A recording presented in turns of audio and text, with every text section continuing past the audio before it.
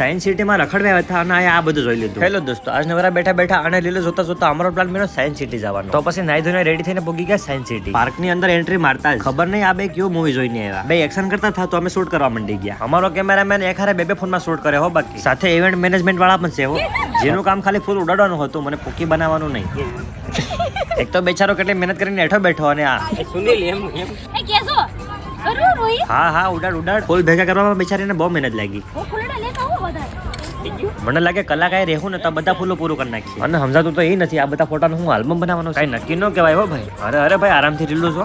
આજે તો કેમેરામેન પણ નથી થાકતો. ઓ માય ગોડ, આમાં સૌથી વધારે આજ ખુશ છે.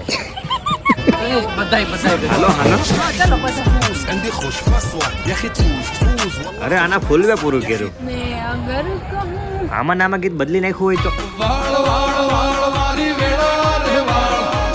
હા હવે છું ને પરફેક્ટ. એનીવેઝ આ બધાના ફોટોશૂટ કરવા દો. મારું અને બંટીનો ઇન્ટરવ્યુ હતો, તમે બે નીકળી ગયા, પણ કંપનીએ પૂગવામાં 1 કલાક મોડું થઈ ગયું. ભાઈના તો ધબકારા વધી ગયા. રસ્તામાં જ ભાઈએ કહી દીધું આ ઇન્ટરવ્યુમાં આપણો મેળ નહીં પડે. ઇન્ટરવ્યુમાં હું થયું હું ને એ તો ઓટોમેટિક ખબર પડી જાય. બંટીના ભાઈ લેવા આવતો થયો એટલે ટાઈમ પાસ કરવાના બાને અમે આવી ગયા સ્ટુડિયોમાં આટો મારવા. ભાઈના આવતા જ ભાઈ કે મારે પણ સ્ટુડિયોમાં આટો મારવું. અમે કીધું હાલ બધું ઘરનું જ છે. આ ભાઈના નીકળતા જ ઉપર રેપિડો કરીને આવી ગયો રૂમે. મળીએ હવે કાલ.